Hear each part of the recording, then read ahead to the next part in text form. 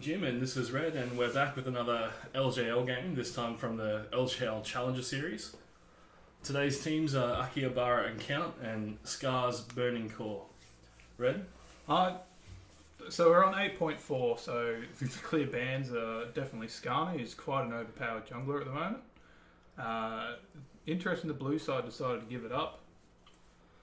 Yeah, it's a bit strange. I mean, we've got two junglers banned out, or three, I guess you can count Camille as a flex already. Akihabara taking away the Kazakhs, Scar's Burning Core taking away Camille. I think the Jarvan was a bit of a waste of a ban. I don't think it's... All the junglers, they must really respect Wilder, Akihabara. They're absolutely terrified. And the Echo. What do you expect to see from today's draft? I expect to see a 1-3-1 comp. Yeah. I think coming from Akihabara, especially with that Galio coming in. Yep. And I'm not too sure on Scars at the moment. Be really interesting. 8.4 is the patch where, of course, Relic Shield got nerfed. So we should see a real diversity in the amount of supports, which that should dictate a lot. Still the ADC meta, pick the better hyperscaler and win. Speaking of which, Giving up on the Galio. Scar's Burning Core looking to lock in Varus here. Very strong ADC in this meta. And consistent Rise. Wave clear in Rise. I think they'll be going towards a counter ADC in this pick, and I'd have to say mid laner as well. Well, they've already picked up their jungler, so they don't want that jungler pool getting pinched any further. Sneaky hover for Teemo for the crowd. The Chinese special. Caitlyn picked up, obviously an excellent lane bully. I think they'll have to pick up the support here. Sion's very strong in 8.4. He hasn't had his E nerf in 8.5 yet. It's bugged, isn't it? It just murders people. Way larger than what the actual indicator is. Could be a flex. Very popular solo queue support. From what I've seen in the LJL and the LCS, I reckon Sion's going mid. Sion's going mid. Mid. That would be very interesting. Aurora might be picking up the Sion there. And of course, over on Scars, they've picked up the really solid Sejuani. Not a professional game without Sejuani at the moment. Exactly. 8.4, the team fighting comp. Strong team fighting teams coming out of both. Although I'd say Caitlyn. The ban on the Galio, I think that Scars is seeing this as a mid lane Sion. Seeing it as a top lane Sion. Top lane Sion. Yeah, Galio very strong at the moment. Excellent wave clear for a tank. And it sucks. All your traditional mages are pushed out by these hyper tanks in the mid lane. So an interesting keystone I saw in Sejuani recently was Press the Attack. Press the Attack. Well, it did get buffed on 8.4, so obviously, I guess some niche uses for it. The Trundle ban? Trundle's a great ban because they don't want... Trundle obviously steals resistances, so that pushes me towards thinking that the Sion's probably a tank, and then they're worried about the Trundle ult. Talia a great counter to Rise, or a great pick anyway, because she sort of clears the mid lane wave and roams just a little bit earlier than Rise does. And of course her ultimate being a little bit faster, a lot more utility based than Rise as well. Still no support bans. Oh, there he is, Tahm Kench. Tahm Kench. They don't want anyone getting eaten up from the Zac. A really good ban there, the Tahm Kench. Akihabara seems to know exactly what they want to do. Brom's still a strong pickup. Brom's a strong pickup, but there's not much poke damage coming out of Akihabara yet. Caitlyn, obviously, and I guess you count Sion's Hadouken. Well, if you take a mid lane, it's practically a free comet to Q into ult into Q again. Akihabara answering with Alistair. Alistair, a great combo with Caitlyn because obviously you can WQ and then Caitlyn can put a trap straight underneath. Perfect. And it's a really good engage every time. Very oppressive lane in the bot lane from Akihabara. One slip up and that lane's over. So do you think Roki's going to have to... Was it wrong? So if this is a tank, it's definitely a Sion on top. This is ridiculous coming out of Akihabara. This is the fattest team we've ever seen. Oh, don't let me down. Corky mid. Good pickup, great magic damage. Obviously, Corky scales really well into the mid game with that Triforce build.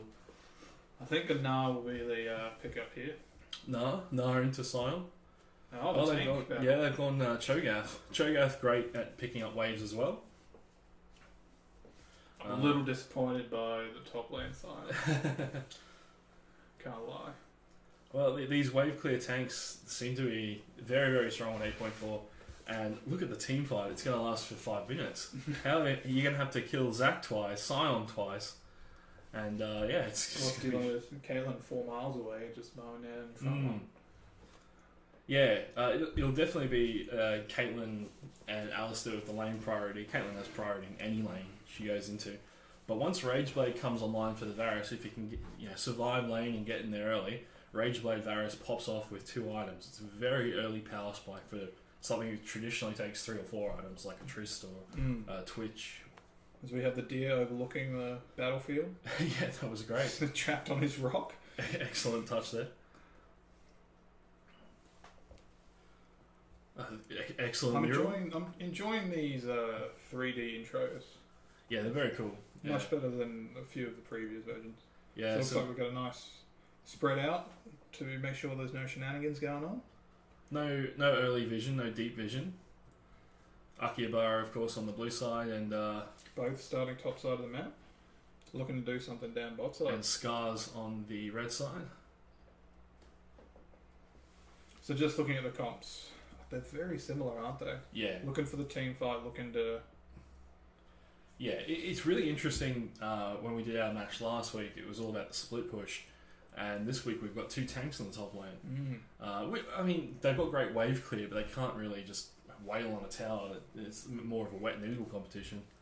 Always fun to watch. So, yeah, this should be good. We should see some big team fights. Really strong fighting over objectives. I'd love to see an Infernal Drake first. Oh, that'd be spicy. Especially with the Cho'Gath consume. Yeah. Now, just as a point, I think we need to move on from the Manatee Corki. Oh, here we go. The wet noodle competition begins early.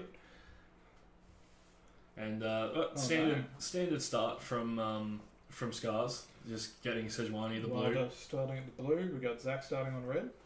Not getting the super leash. Not possible anymore in 8.4. Well, it is possible, but not as effective. Yeah, definitely not as effective. And yeah, really, really standard starts. Zac looking to just go straight from red to Wolves, pick up his blue, and he might look for something in the top lane. No real damage coming out of either teams early though in the top lane. It'd be more just to secure an early back, I think. Christmas Brom. Always a great skin. Good splash art on Christmas Brom, obviously. And they've got the very annoying Snake Caitlyn with the auto attacks that get a bit of damage on the Brom. Brom's opted into shield second, so he can't leap away. Here we go, Wilder coming around for an early level 3 gank. Aurora's not going to see this coming. He's only level 2. Non-vision. She goes. Oh, excellent Q there from Sejuani. Can he get the... he's got the root. First blood picked up by Wilder. Sejuani off to a great start. First blood for Scars. And a flash burn. He'll most likely teleport back to lane so he won't lose too much of the wave, but... The flash is a big loss there. And it forces Polyp to come mid and just hold the wave for him as well.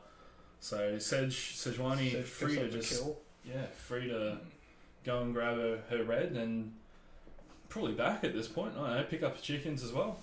She's well ahead. Red buff with the health regen. Oh, Rise has gone. Oh, excellent! Flash, Rune Prison, Spell Flux, and then the Q to finish him off. Corki is in all sorts of trouble mid lane. Not going to have. It's picked up the cull. I don't think he'll be getting too much worth out of that. He is so far. That solo kill puts him so far behind. And a gank. I think he's only level 2 still as well. And he'll be making the shame walk back to lane. Polyp's going to have to babysit him now to try and get him some free farm because he's absolutely useless at this point. Really expensive build from Corki. He's got to go Triforce first. You've got to pick up each component individually, generally Sheen first, then Phage. It's going to be a real struggle. On the flip side, the hyper-scaling Rise from Roki, he's so far ahead. He's also got the minion dematerializer. That's It's just adding up against this Corki. So Minion Dematerializer is really interesting to talk about on this patch because with the Baron buff changes, we're seeing a lot more Banner of Command in the LCK, LCS. As we look at the replay here from the solo kill, he's just flash forward. Brilliant. Wait. Just been trying to get that. Reckons is safe. Reckons he's safe, trying to heal up. And Roki knows. He's feeling it. Yep, flash, Rune Prison, Flux, and then finished off with Overload. Brilliant. Oh, Wilder's not done yet. Aurora, run! Pushing this dude. Oh no. Great W there. Here's Polyp. Yep, Polyp's in. Oh wow, what was that damage from Roki? Hits everything. Rune Prison, Spell Flux, Q again. This Corki, he is not having a great time. Aurora must be having nightmares. Wet noodle competition up top. Cho'Gath pushing the Scion out. What do you feel when you're Aurora and you're down 0-3 in lane? Probably about 85 degrees at this point. But why was he pushing? Like he has a natural push against Rise, doesn't he? Well, he doesn't have to. You can just auto attack him and last hit like a normal ADC. There's no way in the world he should have been pushing there. Wilder obviously wants to keep him down. He's shown time and time again he's willing to come mid. Maybe a bit of a greedy He hasn't even noticed the pink in the bottom ward. It's just really poor from Aurora. I think he's tilted. That sounds like my solo queue match, to be honest. Yeah, lack of vision and lack of knowledge. Sounds like solo queue in a nutshell. Trying to get a gank, but only spotting out that ward. Polyp's in damage control. This down the bottom here, just reminding us all that Tracker's Knife is no longer in 8.4. I think a good change. Yeah, well, Tracker's Knife removal is really strong in the jungle because it means junglers can't protect their laners as much. They don't have the wards, and it should lead to more fighting, which is always great because that's what we want to see. We want to see big team fights, big damage. It also leads to less Lee Sins in my solo queue games. So I'm always happy about that. Yeah, Lee Sin obviously stealth nerf there. Aurora, mate. Aurora spawning out Wilder. Eh? He's found him, but not much he can do about it. He's getting the Rise and the Chose coming in on him. No, Roki just spotting him out with some vision. Roki's got the whole lane under control. Roki just destroyed. Oh, that's big damage from Roki. Roki obviously playing the channeling the inner Faker there with Faker's SKT skin. Wilder will be spotted out over a ward, so Polyp should expect the evade. Down here, interestingly enough, Varus is pushing the Caitlyn in under tower. About even on CS, so not too much going on at the bot lane, not too much going on top lane. It's all about this mid. Yeah. Here comes Brom. There's the ult. Here's Polyp. I don't think it'll be enough to save him. No. Aurora. Oh no! No, you brought him to your friends. Altered them into the tower. What were you doing, Polyp? No, that was awful. It's a traded kill. Aurora was out there. He was. He was thanking his lucky stars. He's like, finally a game to I might hit level 6 soon. And then staring at that black screen again. Yeah, Polyp just says, no, mate. It is an infernal first trade. I want your farm. There was a 2v1 down here with the Varus, and they still couldn't get anything. Great work there. Good engage from the Alistar. But Caitlyn not following up with the trap, so not much damage. She actually placed the trap before the Alistar came in. Yeah, not a great idea. Prom just says, not today. Not today, son. Oh, just the tip there. Perfect. Just the tip there from Aramik. Aramik and Sneak Snake, one of my favourite names. Sneak Snake? Sneak Snake, yeah. I like it. Yeah, great top lane name. Oh, Wilder, this poor dude. Deja vu. Aurora's going to have nightmares. This is ridiculous. There's the flash prison. Rune Prison. The E. Is he going to escape? He's out of there, boys. Sometimes it works out. Aurora barely making it out with his life, 1 HP. So his stacks of colour are only at 56 at the moment. That is... Well, he's almost 20 CS behind. He's 0-4 in lane. It's not going well for Aurora today. It's not a good day. Lego just missing that ward. Yeah, I think he prioritised the other one. He coming back. Nothing much he can do. This is a huge black hole that they've got in the mid lane now. Wilder, very clever. Ganked exclusively mid for Roki, trying to get Roki ahead, and it seems to have worked every time. As we see another tip here from the the LJL explaining that Banner of Command, why you'll see it a lot more. As explained, the Banner of Command up Baron minions on this patch with the Baron buff, the double buff. It's going to make it very hard for any AP champ to be able to push it. And of course, the comp coming out of Scars has your Cho'Gath and your Rise, so a lot of AP damage. It was up to, is it 5 or 6 Baron Duck Canyon minion with the Banner of Command to take out a tower? Yeah, it's only 5 shots. 6 shots. Yeah, 5 if you can get an auto attack on there.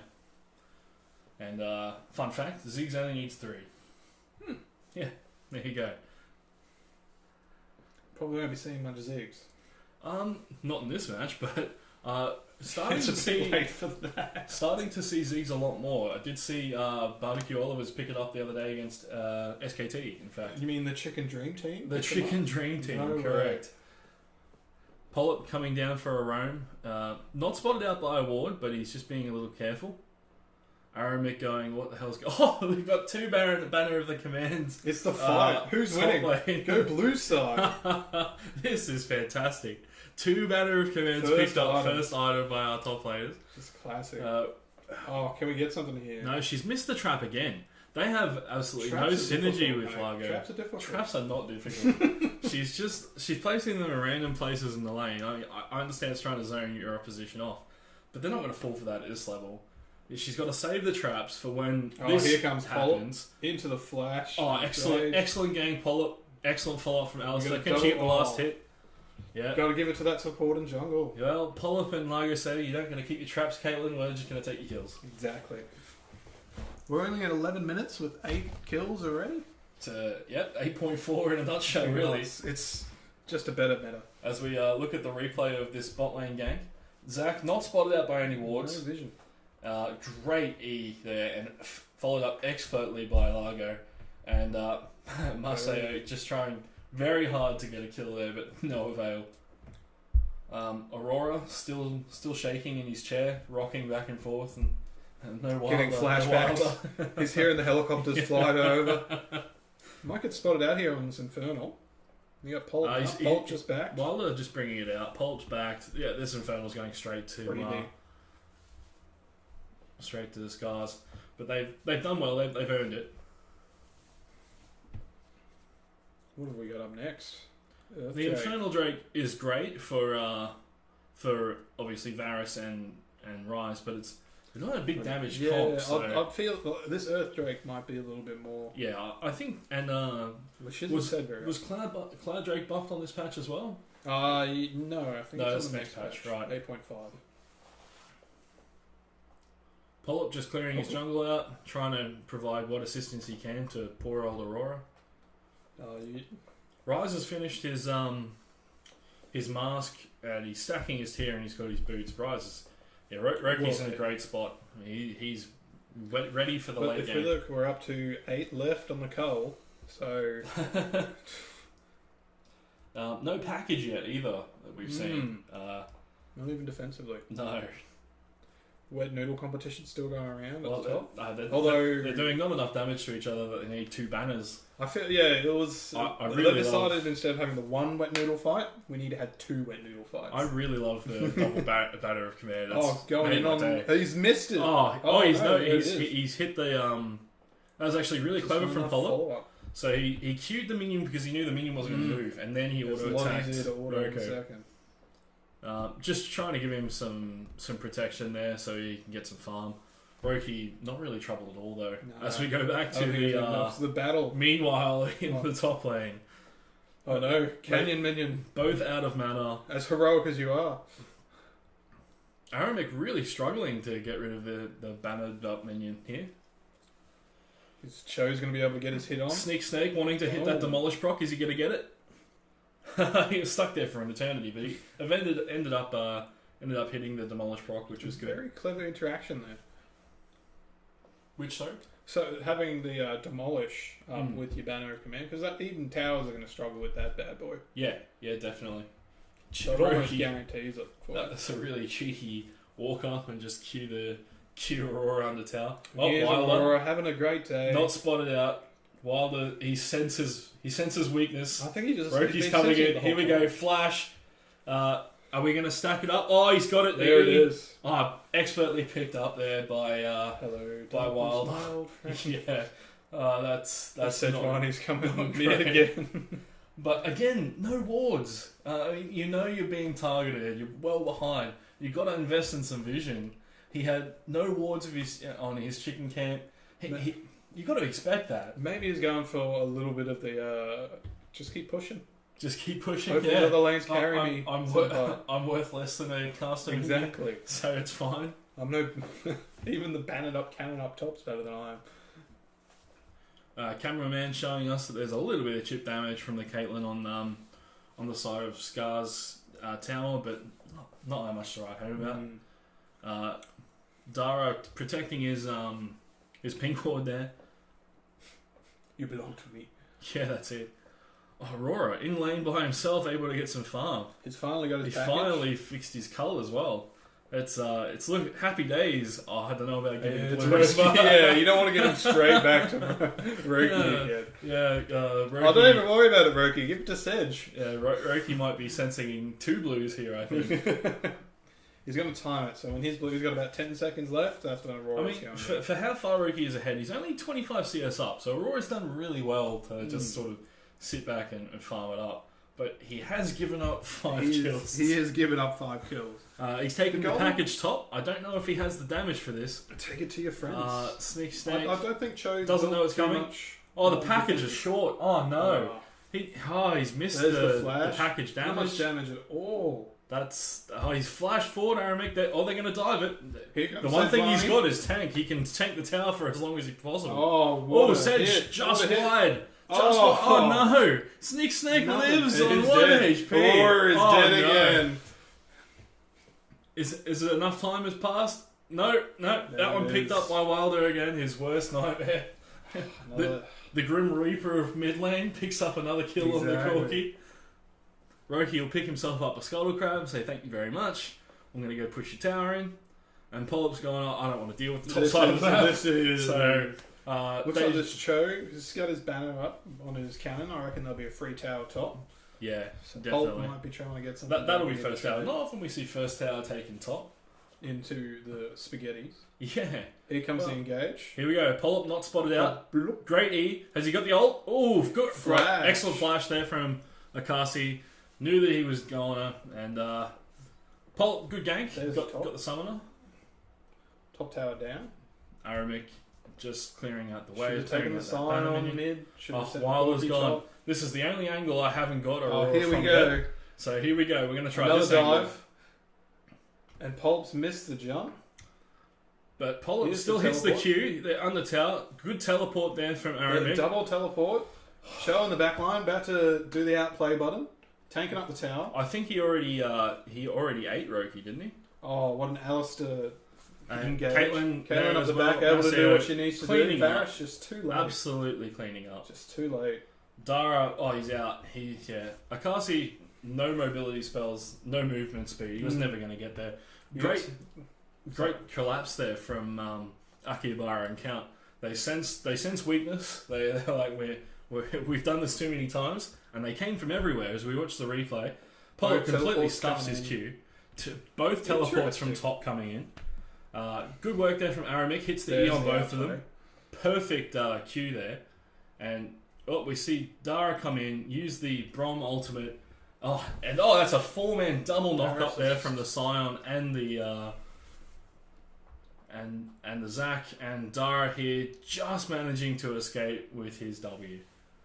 But that was a huge turnaround for Akihabara and Count. Yeah, so I was just too slow to get into that fight. Interesting though, did you see when Cho'Gath teleported to his minion?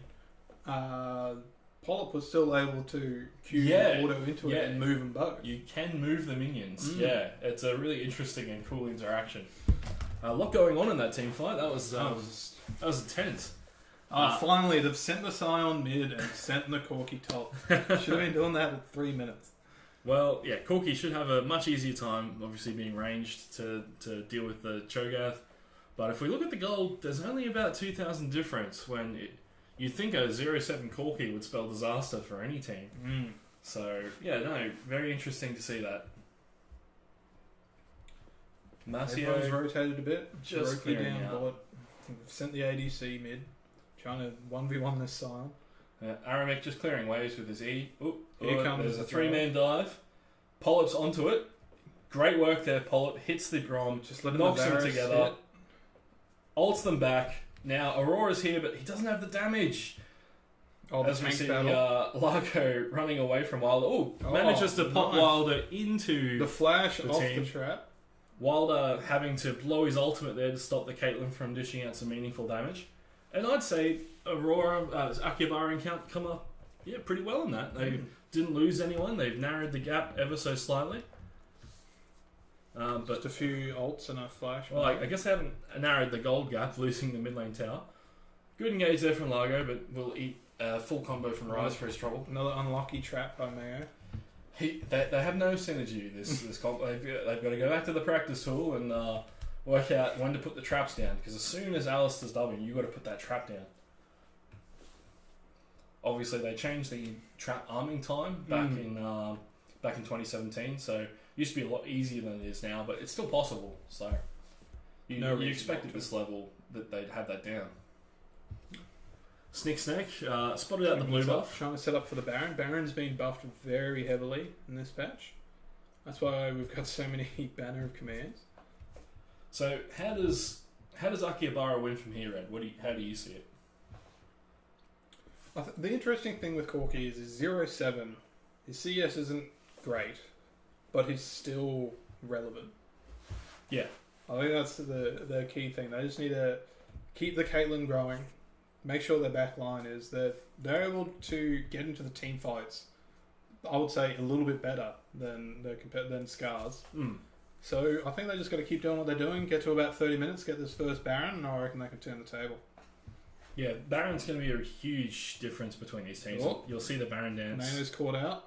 Mayo caught out, but a bad miss there from Wilder. 2 ultimates blown there, but getting the flash from Caitlyn is really important. Roki caught out here. Yeah, Roki spotted, but But not caught out. doesn't matter. Aurora, of course, the one who's caught out here, has to flash. Double flash.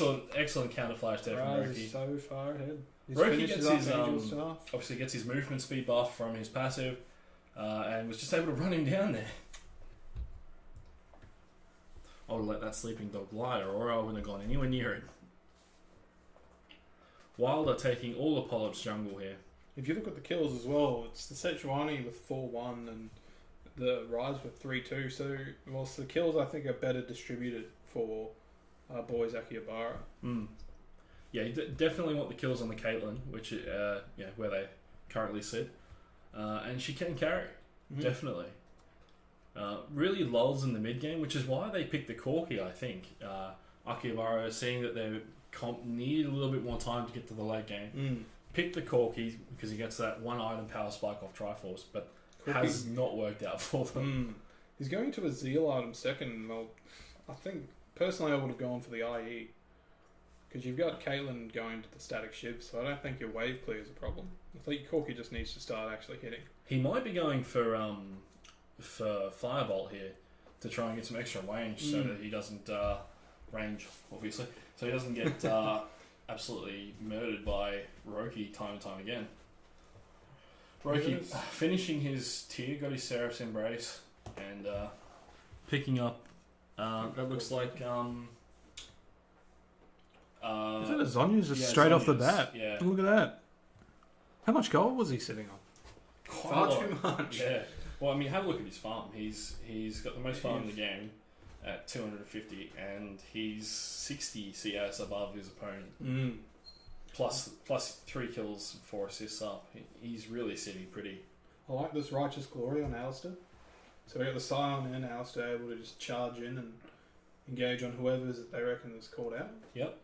Corki was picking up the fire cannon there, so trying to be more of a backline threat because we've seen what he does in the front line. Not much. Mayo caught out here. Mayo caught out the Sejuani ultimate. Sejuani passive proc.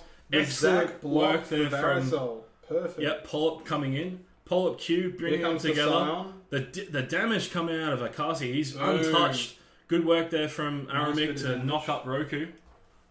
And nothing of value lost by the side of Akihabara. Not yet, but they're sieging this tower. Polyp out of view here. They don't see him. Straight on. He's trying to hit the right target, but Akasi up to the challenge. Manages to flash. Here comes the Corki to feed. So Scion of Aramak going down, but going straight into the with his passive. He's doing so much damage. Boom. Zonya's not much to a point there. Maseo picking up the double kill there. Double. Brilliant.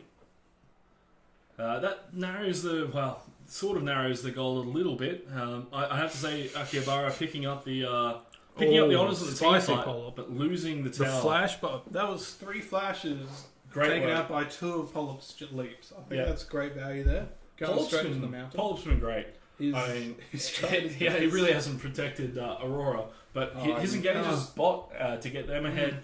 And his vision has been quite good. And his objective control. Yeah. It's only been that one Infernal, which you can't... Well, they had no control over the match at that point. Aurora was 0-4 or something. So that's the 2 Mountain Drakes on the side of Akihabara. They're going to... Akihabara... they're going for the sneaky They have some vision, which is good. They will be spotted out here, Scars, but I think they could just do it. Oh no, Polyp's there really quickly. And they peel off Baron. That's Baron's ultimate. Polyp's stuck. Yeah. Here comes the ult. Into the Alistair. Splits the team. And here comes Mayo. Yep. Marcio here picks up a Brom with the Q. The Sejuani ult stops her DPS. Oh, that was a huge crit. The Wolves are coming. Sejuani's going to go down here. Corki into the backline. Aurora sacrificing his life most likely. For you, brother. Splits the team with his again with the package. Polyp out. Oh, passive propped. First passive prop. Polyp nearly out there as well without having to blow his passive. 1 death to 3. I think Akihabara are getting back into this. Goal still not even. Maseo just missing there. And as we see, got to be 2 towers mid lane. Aramek having the banner up minion following Maseo into the mid lane. Look at it go. Just taking that tower down. As we see the replay here of this team fight, Polyp seemingly caught out, but it is you who's caught out, not me. Ults the 2 of them, and then they get the stun into the knockup. Here comes Scion to split the team more with another knockup. Mayo's coming to dealt the damage. Gets altered, but manages to E away from all the damage, so he stays alive. And you can see here on the minimap that here comes Aurora, Corki flying over, splitting up that team, and Rise has to flash and just Jane. Yeah. Polyp there, he's nearly out, and just gets picked up by Roki. We come back to live. Baron dance. Kills are even now. Kills are even. Towers are Akihabara's favour, but they're still down 3k just from farm. Yeah. Akihabara losing more towers. Scar's obviously picking up more towers. Into the death bush. Ligo, he can shrug that off. Alistair pretty tanky by this stage.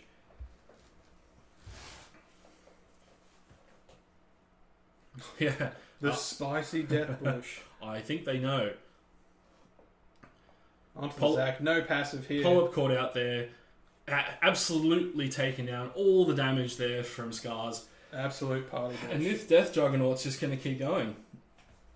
Straight to Baron. Scion trying to 1v1 in the bot lane, losing the tower.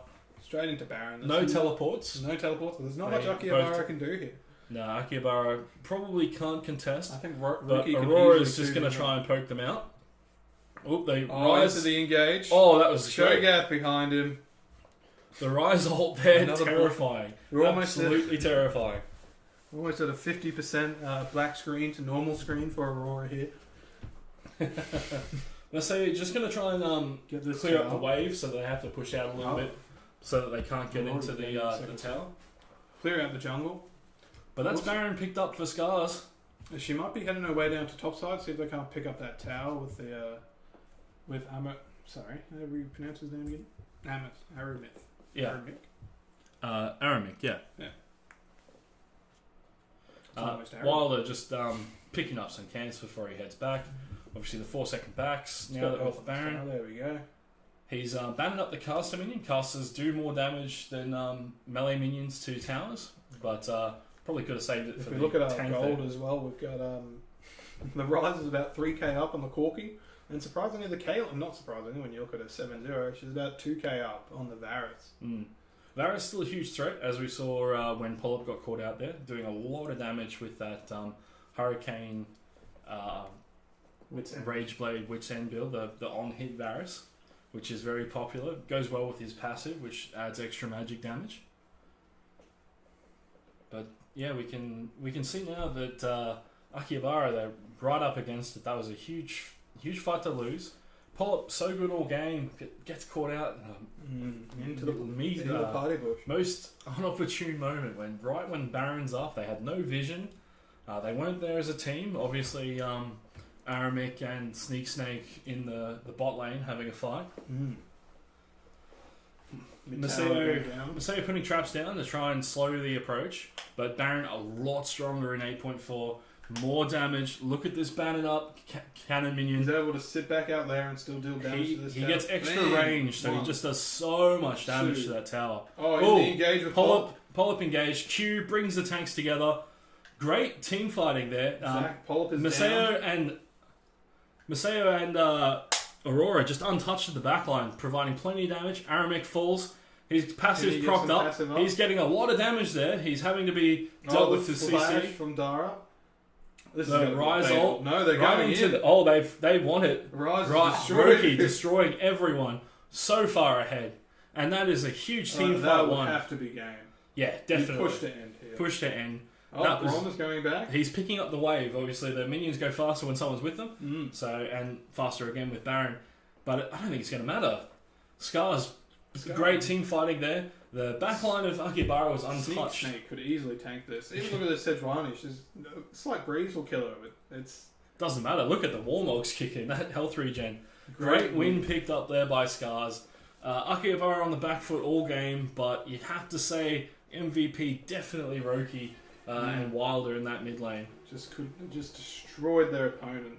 Yeah. It's always sad to see how well Mayo and Pollard played, but they just couldn't get anything. Yeah, Pollard was excellent for Akihabara, but he never be in the right place at the right time. Good game spot, excellent vision control, great work on the Dragons, but Aurora in the mid lane really needed him, and Wilder just picked him off like he was nothing. In saying that, Aurora had no vision all game, didn't do anything to try and help himself, was just trying to rely on his jungler to help him out, and he wasn't there. Anyway, that was it for us today from the LJL Challenger Series. We'll be back with another cast next week. Thanks for listening. I'm Jim and this is Red. Thanks, guys.